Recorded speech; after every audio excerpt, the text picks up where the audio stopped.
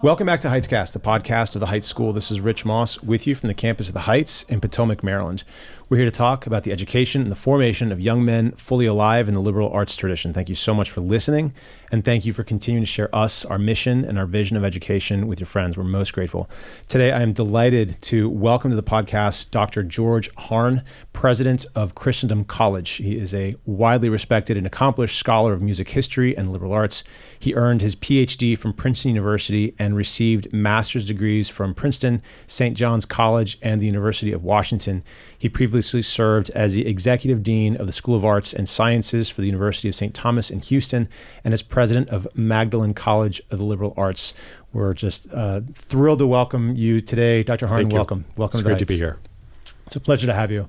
And so as I think just not only a leader of a really beautiful institution devoted to the study of the liberal arts, but then also as a scholar, a student, a teacher of the liberal arts. I think this theme of the liberal arts is very important to us. It's near and dear to our hearts and to our work. So I'm very excited for the opportunity to unpack these things with you. Sure, it's a pleasure to be here. So let's begin maybe at the beginning. We've this theme of the liberal arts. I think oftentimes we use words and it serves us well to just spend some time thinking about what we're actually talking about. Sure. So in this context, the liberal arts, what are they, and how are they different, distinct, supportive, or different from things like the humanities, perhaps, or classical education? We hear a lot about that as well. What's unique about the liberal arts? Yeah, sure. So there are a lot of different ways to think about the liberal arts. You can look at different authors through history, the Greeks, the Romans, different people and authors within those traditions. And then in the Middle Ages, and you'll come up with different descriptions and definitions, different schemes, if you will, of the liberal arts. But there are some things that cut across all those traditions that are consistent across. And these are some basic ideas. One is that these are the arts that free people study. The word freedom is bound up with the word liberal. So these are the arts that at once make you free, but are also available to free men and women. In part because people who weren't free, they didn't have the time to study. They were basically trying to find food to eat. They were working for someone else. So it was a real privileged place to be able to set aside time and be trained or formed in these arts. But there was also a sense in which these arts made you free. Without them, your view of reality will be constricted. It'll be very limited. And with them, it really opens up a vision of reality. There traditionally, we've considered there to be 7 liberal arts, 3 of them the trivium, and 4 of them the quadrivium. And trivium means threefold way. It comes from the word via or road, so they're paths and they're leading you somewhere. And so they're arts in the sense that they involve making things. It might be making a speech if it's rhetoric. It might be making a syllogism if it's logic. But then the quadrivial arts is the fourfold way, and those are the more mathematical or scientific arts. And so, but where they lead is ultimately to the highest form of wisdom, which is philosophy or theology.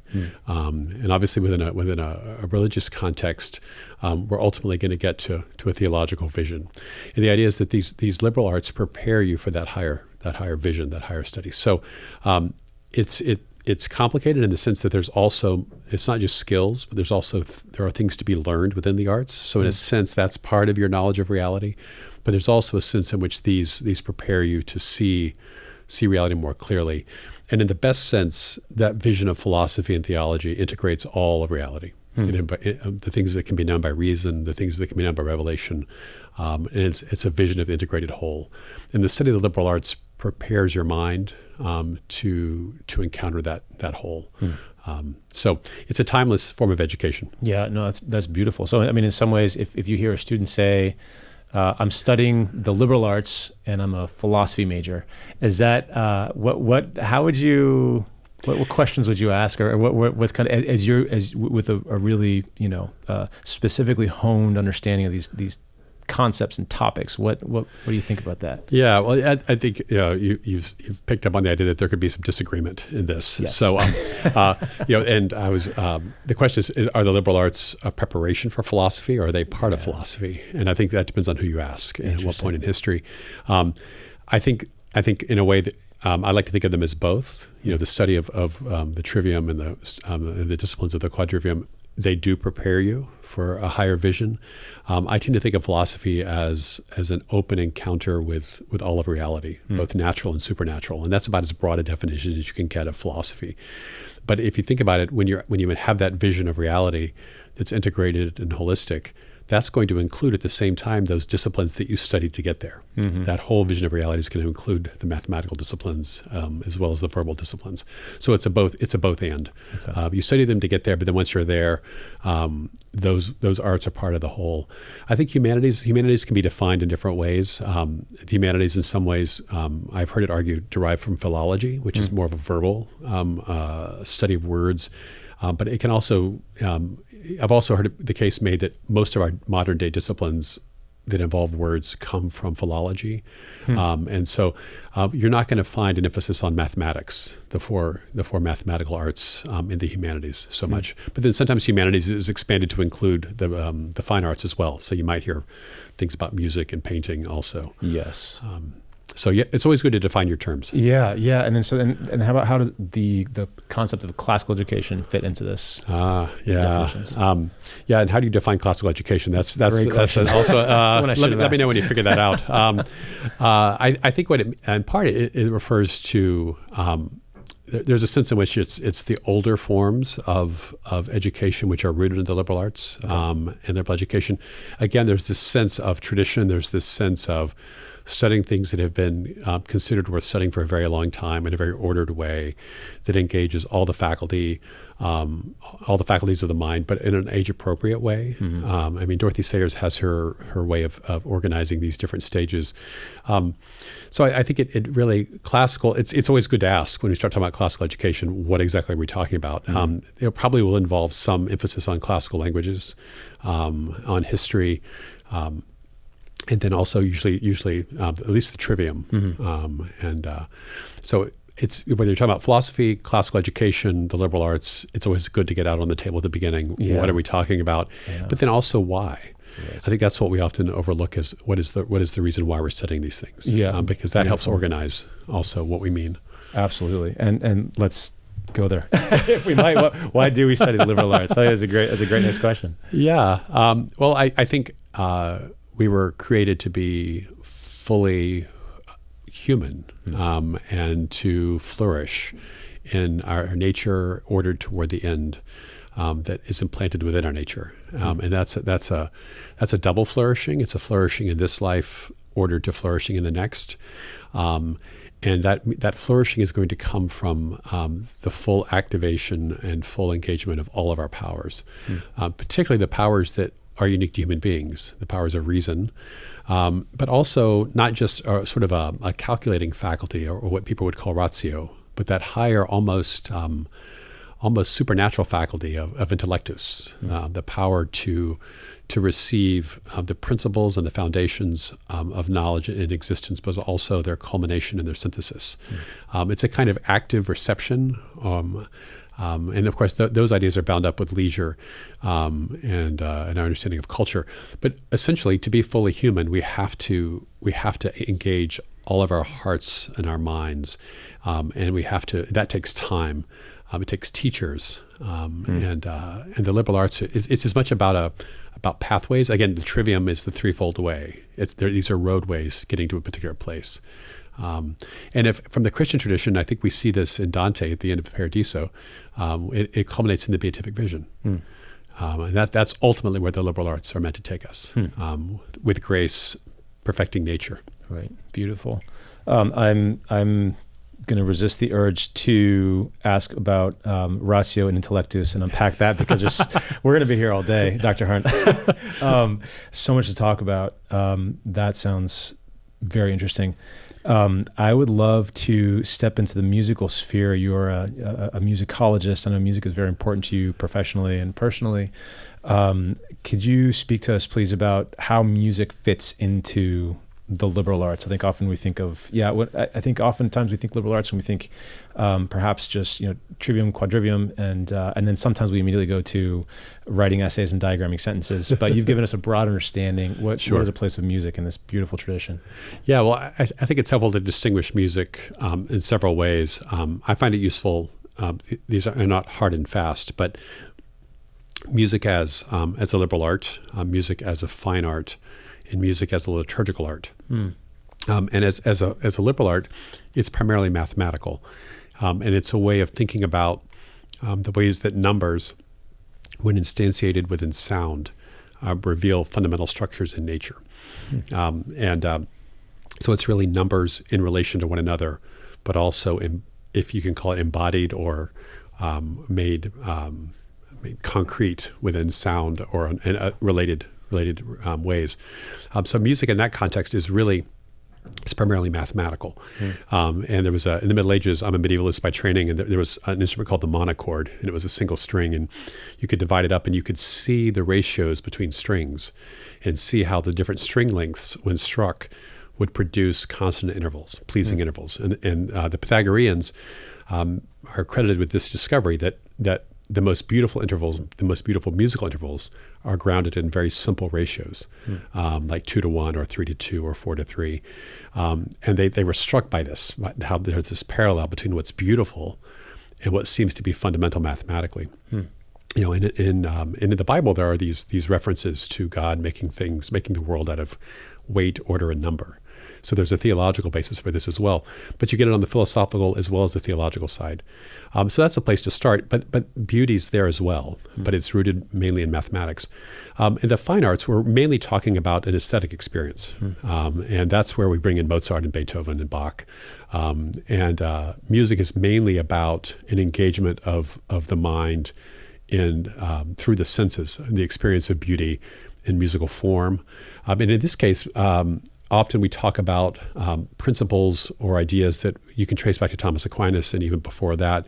Does the musical object does it have unity? Is it a unified whole? Does it have a harmony of parts? And then is it radiant? Does it have a claritas, a clarity that grabs our attention, a gleam or a spark? And we can talk about it, informally in that way. And that's often how we teach, classical music to young people and even adults. But it's primarily about the aesthetic experience. Whereas as a liberal art, it was primarily about going through the sound to get to the number. And that's why it lived as a part of the quadrivium. But then the third, the liturgical art, there we bring it all together, but it's not in the service of an aesthetic experience. It's ultimately in the service of worship. So I think it's always helpful when we're talking about music, is it mainly as a liberal art, a mathematical art? Is it mainly as an aesthetic, fine art? Or is it in the service of something transcendent? That's beautiful. And multifaceted, and I shouldn't be surprised that it's multidimensional. So when you are, at the University of St. Thomas, I believe you co-created a fine arts course that drew on the philosophy of Josef Pieper, Etienne Gilson as well. How did you approach that within that threefold system that you just described in that particular class? How did you approach music? And I'd love to just hear more about it. Sure, generally. Sure. Well, I would say for that course, we were teaching students who were not, by and large, music majors. So they most of them, we couldn't assume that they had ever sung, aside from Happy Birthday or Wish You Merry Christmas. And so we didn't, we could make, or play an instrument. We couldn't make any of those assumptions. It was primarily about music as an aesthetic experience. Okay. Interestingly, there was a course also called the Quadrivium, and I did lecture in that course. I would bring my monochord in, and we would do, I think, a series of lectures on music as a mathematical art, but that was a separate course. And so we blended them occasionally, but the course, Art and Contemplation, was primarily music as an aesthetic experience. It was rooted in the idea that to be fully human, we have to have leisure. We have to have periods of contemplation. And that builds up our interior life. It gives us a rootedness in of humanity, of what it means to be fully human, ordered to flourishing. It opens up the horizon towards the transcendent. And this is something that goes that existed in the ancient Greeks and before, and certainly is a central part of Christianity. But we don't walk around all day having a beatific vision, right? That's something that we hope for in the future. How do we cultivate those habits and those dispositions of leisure today? And the conclusion was one of the best ways to do that is through art. And so in art and contemplation, what we did is we spent the first couple of weeks reading Pieper to give students, in a sense, permission to engage in leisure, because in our culture, it's we either are engaged in spare time or we're working, generally. And in our spare time, we don't want to do anything that's too taxing, and we're basically it's downtime to get ready to go back to work. And Pieper says there's this third period of time, this different kind of time, which is in a sense outside of time. And that's the period in which we engage in leisure and in contemplation. It's rooted in feasting. It's rooted in sacrifice and worship. But you think about the medieval feast where you celebrate a feast day. Perhaps you begin the day with a liturgy, a mass, but then afterwards you have a village festival, and you've got maybe people singing new songs in honor of the feast, or there's new art that's been introduced, or perhaps a new dish or a new drink. It's a joyful occasion. All these things are bound up together, and those are considered highlights of what it means to be human, these kinds of activities.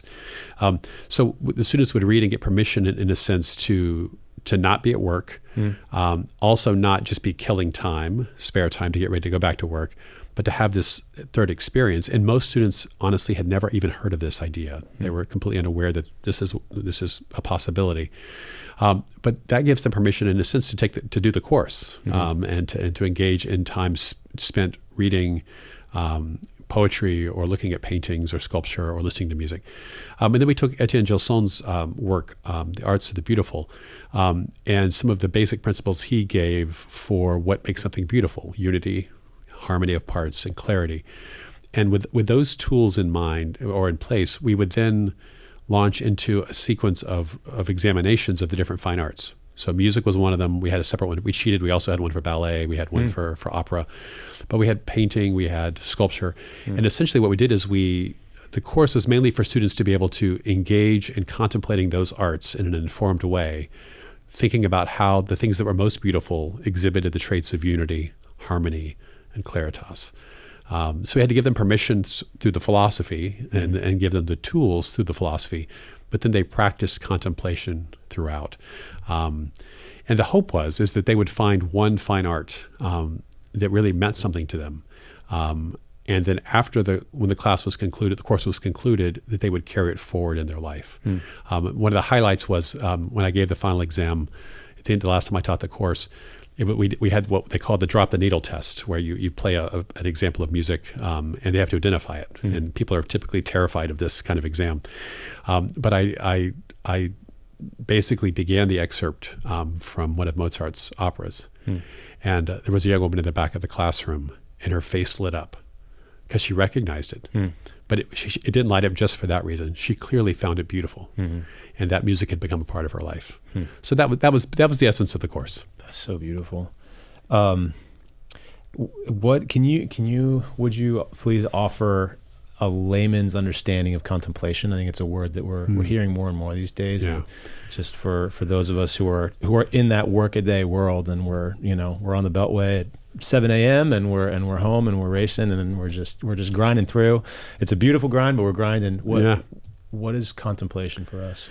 Yeah, well, if we look at it in terms of etymology, contemplation can be traced back to what was for the Greeks theory. And also, it's a word that we don't use, and we often use it in a negative way, but speculation. And all three of those words, theory, speculation, and contemplation, are about seeing with the mind. And if you think of someone on a ship up in the crow's nest, looking for land or looking for another ship or something that they've been assigned to be on the watch out for, that kind of intense seeing, that's at the heart, but it's a seeing with the heart and the mind. And in its purest form, you're not really doing it for any other reason. Think about how we might watch our children play, or when we maybe our spouse, when we're looking at someone we love, we're just enjoying and delighting in the vision of what's before our eyes. And that is, and the heart is involved. It's not just the intellect, but we're seeing deeply in a sustained way. And and for no other purpose. And this is one of the challenges of education, because it's so easy to get caught up in the quizzes and the exams and the papers, and I've got to read this many pages tonight, that we lose all sense of leisure and joy. But in its purest form, contemplation is that. And Pieper notably said that we can practice contemplation through our engagement with the fine arts, our engagement with nature, contemplating nature, or even in philosophy, contemplating philosophical ideas or the great high points of human history, or even creating art. We can engage sort of the muscles, if you will, of contemplation to prepare for those even higher forms that we hope to achieve one day. But fundamentally, it's about seeing. And it's seeing for its own sake, and it's seeing deeply. But also, it's not just active, it's also receptive. So it's a bit of a paradox. Is it a thing you do, or is it a thing that you receive? So it's not always easy to define. And I guess, gosh, it's maybe there's a part of us that just has to get comfortable with some things being hard to define with total precision. Maybe that's okay for there to be kind of like different ideas that we think are intention, but really we don't have the sight to see how everything is perfectly resolved. I think seeing is the core of it. Seeing with love, and for the sake of contemplation and seeing. How then, so it sounds like music offers a particular way to bring people into this seeing. What is it about music that offers us that gift of helping us enter contemplation, particularly those of us that just aren't used to it and don't know how to go to that place? Well, it's interesting. I mean, music is at once complex. It's temporal. So you can have multiple lines of you can go to a piano and play multiple pitches at the same time, and because of the nature of sound, those three can coexist without canceling each other out. They can form a harmony. So there's a kind of multiplicity in unity that happens, and it affects our senses. When it's a beautiful sound, we recognize it as beautiful, and there's a sensory response. So it's not just an abstraction; it's something that speaks to our embodied nature. But then classical music unfolds, and music itself unfolds across time, which is part of human experience. So there's a sense in which music can be outside of time, our temporal experience. We can talk about mathematical ratios that are undergird harmonies, but then our experience of it is across time. And there are different ways. Aaron Copland famously wrote a book called What to Listen For in Music. And he described different ways of listening. And one of them was a kind of music as wallpaper. You put it onto the background and it just kind of affects your mood. You're not really thinking about it. It adds a pleasant, perhaps more dignified, if you're listening to Vivaldi, a more dignified kind of atmosphere to the room or the dinner party. Then there's a next one in which there's a kind of almost emotional level in which you're aware of the way it affects you emotionally, or I'm hesitant to use the word express because music often is given that task, and it's hard to define how that happens. But you can sense that it's excited, or it's quiet, or reflective, whatever word you want to put on it. But that's about where it stops. It would be like going to a play in a language that you didn't understand, and you knew the characters were upset or angry, but you had no idea really what it was about. But you were aware that there's sort of emotional things going on. But then there's a third level, which is a more formal level. And this is really where you understand what's happening. The themes are like the protagonists in a play, and as characters develop in a play, so the musical themes develop. And there's sort of presentation of the characters, and then there's a conflict, and then there's a resolution. Depending on the type of literary genre, there's a kind of an arc or a pattern. Well, musical works have a similar form. And so what you can contemplate is, if you can learn to listen at this level, is you can contemplate the unfolding of the form, of the themes, of their presentation, of their conflict, and their resolution. So it's at once harmonious at once, but then it's also harmonious over time. And that can be learned, but it's not taught in schools generally. And if you take a music appreciation course at a college or university, typically you encounter this. But it's a bit like trying to stuff all your study of Shakespeare. You put it all off to college, and then you do it for 2 weeks. I mean, how much are you really going to get? But it's as rich as literature. And there are books and recordings, and in the age of YouTube, it's possible to encounter these things. But that's one way music can lead us to contemplate. And so, as many of us are parents of let's say, pre-adolescent or adolescent children, and if we say, hey kiddos, come on in, here's some Mozart, we might face some eye rolls, some of us. But how would you recommend trying to bring this to our young people today? Because it's a fast-paced world. They're worried about college and sports and all the rest of it. And when we say, hey, let's slow down and take in this piece of music, how would you counsel us to try to share this with our children? Yeah, I would pay their friends to do it for you. That's what I would do. So, because if it comes from us, they're probably not going to. I think you can lay the groundwork for it, but we have to practice it ourselves first. And I think Sundays are ideal time for that. It's so easy for Sundays just to be consumed by the things that we do all the other days. I think you have to start when they're young. I once came across a book, I think it was entitled Preparing for Adolescence. And much to my chagrin, when I opened it up, I was supposed to start preparing when they were 3. Yeah, that's right. That's right. This is but I think you can lay the groundwork when they're young. Going to concerts is a great way. Yeah. And in fact, my family just did this with a local orchestra last week. It was the main thing on the program was a piece they'd heard a lot growing up, Copeland's Appalachian Spring.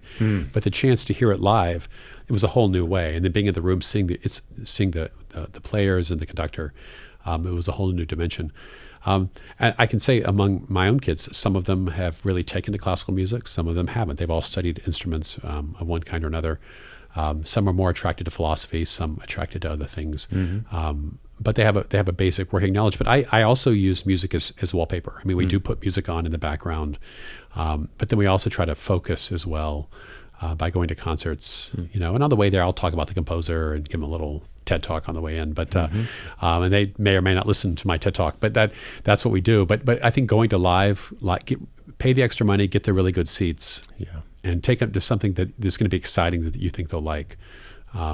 That's probably the best way. I love that. That's good advice. Especially, I mean, here in DC, there's just such a wealth of cultural opportunities. I love that about our city.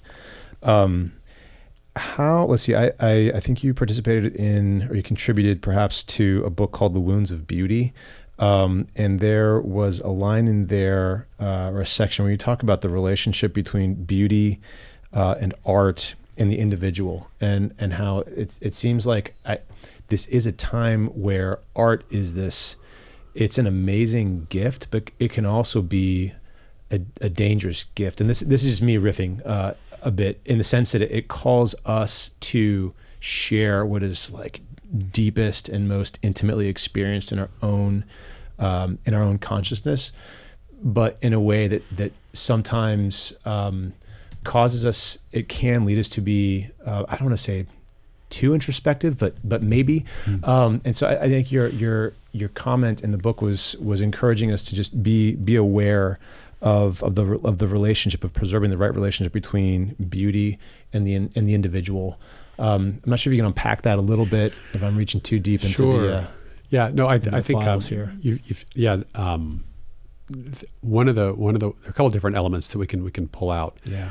One is that we can push back against the idea that beauty is simply in the eye of the beholder, which is a misunderstanding of an older maxim about how we receive beauty. There are, of those 3 elements we talked about before: unity, the unity of the object, the harmony of the parts, and the parts in relation to each other and the whole. Those 2 are in the object.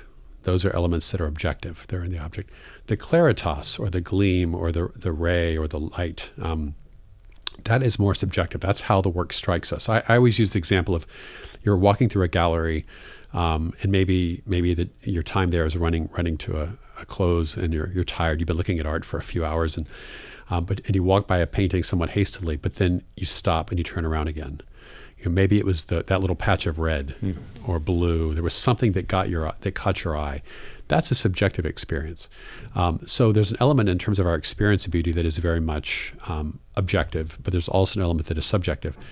Another distinction to make, though, is between art generally, which is making, or it's techne, it's making something. There's a craft is a kind of art. Baking a cake is a kind of art. But usually when we use the word art, we mean fine arts. And what traditionally we've meant when we say fine arts is we mean making something to be beautiful, to be received as beautiful.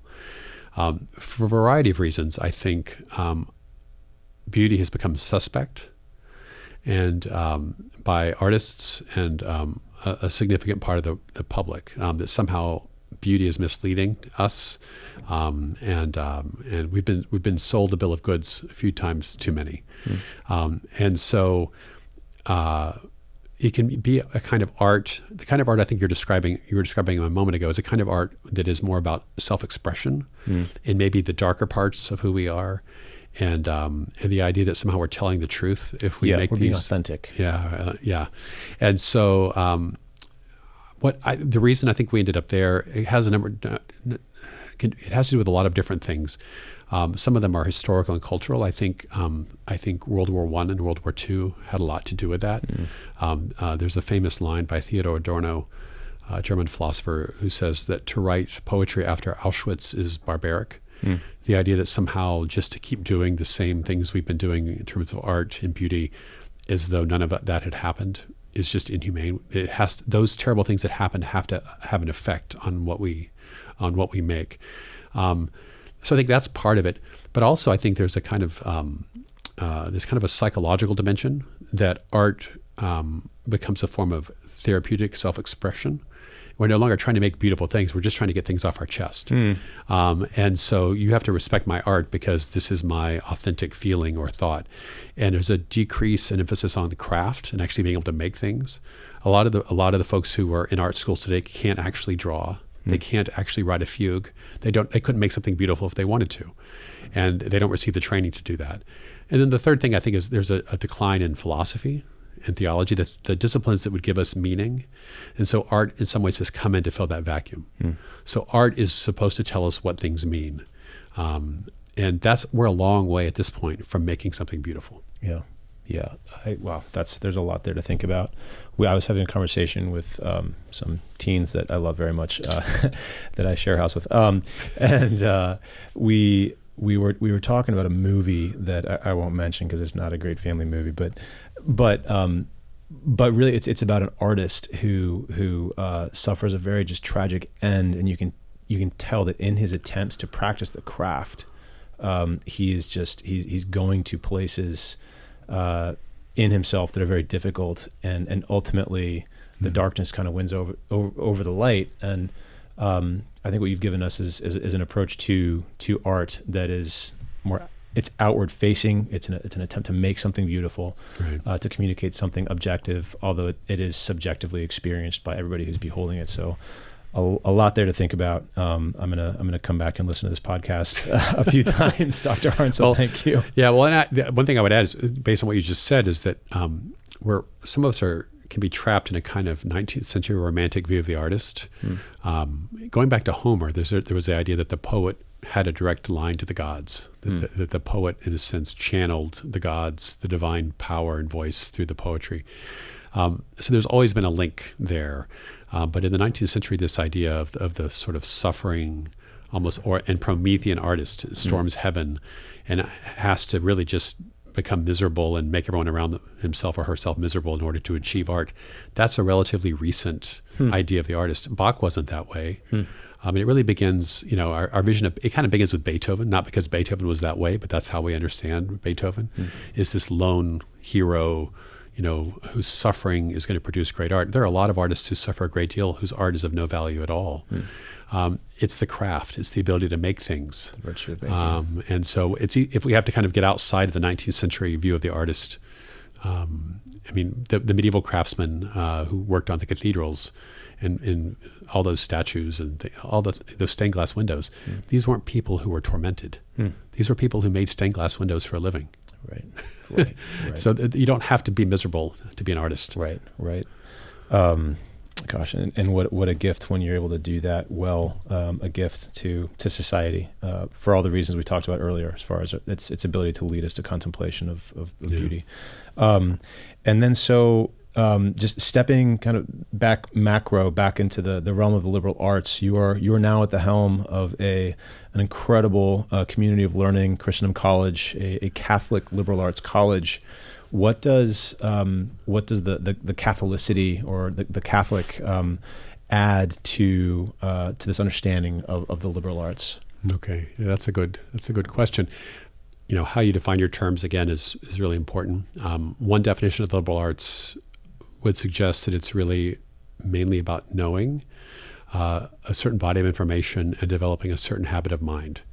And with that view, it's possible to be a very well polished gentleman who can say the right thing at the dinner party, put people at ease, and have a broad sense of reality. But maybe also at the same time be very vicious and morally corrupt. There's another way of thinking about liberal education and the liberal arts, which I think adds depth to it and breadth. And this goes back to my understanding of philosophy that I mentioned a little while ago, which is philosophy being essentially all that is true about all of reality, both natural and supernatural. And I think liberal education in that sense, the liberal arts in that sense, attempts to open up the student to all of reality. So it's not just what can be known by reason, but it encompasses what goes beyond reason, what's above reason, the theological as well as the philosophical. And then there's a depth. I think if you go far enough into the is, very often you'll find an ought, where the good is deeply embedded in the true. And so when we put Catholic in front of liberal arts, I think that's our way of accenting those two facts, that a Catholic liberal education or the Catholic liberal arts will be open to all of reality. It won't be limited to just a particular view that is only what is knowable by reason, but it'll encompass everything. And then also it's going to not ignore the moral dimension as well. It's going to go deep into the reality and discover those places where the true, the good, and the beautiful do meet. And so calling it Catholic means it's as broad as possible and as deep as possible. There's no part of reality that we're going to turn away from, and we're going to seek to integrate it all. And I think, even if you go back to Plato, Josef Pieper wrote a little book. Most of his great books are rather small. Yeah, they are. What does academic mean? And he talks in there about, in Plato's Academy, how even Plato, we think of that as an icon of pure rationality. But even in the academy, there was a theological and a religious dimension. There was a cultic dimension to their studies. And so this idea that somehow cultus and religious worship belongs alongside and as part of liberal education, this predates Christianity. So I think when we say Catholic liberal education or Catholic liberal arts, that's what we mean. It's as broad as possible. We're not hiding from anything. That's beautiful. That's beautiful. Yeah, and it's not exclusive either. You're bringing the whole human experience Absolutely. into your study. It's not that it's not like a subset. It's truly universal. Yeah. Well, I have to always clarify that, because when I say Catholic intellectual tradition, I'm including Homer. Anything that's true, anything that's good, anything that's beautiful is part of that tradition. Right. Beautiful. That's marvelous. Well, I think everything you've shared, all the ideas, and so well and precisely defined, open up possibilities of conversation and discussion and deeper thought on all of these themes. As one member of a community that values these things but wants to understand them better, I think you've given us a lot of really great tools. So thank you so much, Dr. Harne. Really appreciate this time. Thank you. Thanks for having me on, and I really admire what you're doing here. That is it for this week, folks. Thank you so much for listening. Appreciate you sharing more of your commute time or your day with the Heights. Thanks for being a part of our community. And thanks in a special way to Dr. George Harne for making the visit to the Heights. It was just awesome sharing our school with him. And I don't know, it's such a vast tradition that we are tapping into and scratching the surface of. It's really rare to meet individuals who have such a thorough understanding of whatever approach you're taking to that tradition, whether it's a classical tradition or the liberal arts, the trivium, quadrivium, the role of music, the three-part understanding of what music is just fascinating to me, or the study of music. So really, a really wonderful opportunity and a great privilege to speak to Dr. Harne. My thanks to him, and my goodness, what a great blessing pickup for the Christendom College community. So I think there's a lot of wonderful things that have been happening there during that great college's time, and more surely to come under Dr. Harne's leadership. A couple of things just here at the Heights. We are looking forward to the Art of Teaching Conference, which will take place November 13th, 14th, and 15th. This is a conference for teaching men, so it should be a really, really good couple of days here on campus. We'll have teachers from all of the United States and even a few from Europe as well, so it should be a great time. To register or to learn more, visit heightsforum.org. There, you can also register for the Fathers Conference, which, when this podcast is released, will be 2 days later. So do check the website to make sure it hasn't sold out. But if you're interested in joining us, please do join. Just register prior to attending. That's November the 2nd for Heights Fathers, and also for Fathers beyond the walls of our community. You're very welcome. A couple of other really exciting things that are happening on the forum. We've just launched a new podcast called the Forum Faculty Podcast, and this is hosted by my colleague Tom Cox, produced by my other colleague George Martin, and it should be a fantastic. I think it's going to be a great program featuring our faculty diving into specific issues of teaching. So this is not a podcast of kind of general interest. They're really going to hone in on the teacher's perspective. So if you ever wonder what it feels like to sit at the faculty lunchroom at the Heights, check out the podcast. It'll give you an introductory understanding of that wonderful dynamic. In addition, we have these monthly segment emails that we send out to parents, teachers, and school leaders. If you'd like to receive one of those emails, this is just once a month with some just deeper thought on the things that are coming out on the forum for each of those different communities. Do register for those emails at heightsforum.org. And finally, our headmaster has launched his own Substack page. So it's a place where I think he is eager to engage a broader conversation about the education of boys. The topic, obviously, is boys as education. The title of the Substack is Men in the Making. So you can go to Substack and then search for Men in the Making, or you can visit our headmaster's profile on heightsforum.org, and we'll have a link there. So a lot of amazing things happening. All of it because of the amazing support we receive from the Heights community and our friends from Beyond the Wall. So thank you so much for continuing these efforts to indeed continue these efforts to keep our mission alive here on campus and to help us continue broadcasting it throughout the United States and the world. Do visit heightsforum.org. Click on Give. Anything you do is incredibly appreciated. While you're there, again, do consider joining us for the Art of Teaching Conference, in particular, November 13, 14, 15 for teaching men. And now that I think about it, our closer at that conference will be Dr. John Cuddeback, a colleague of Dr. Harne's at Christendom College. So it should be a great event. Thank you for your support. Thanks for joining us, hopefully on campus at some point soon. We'll talk to you next week.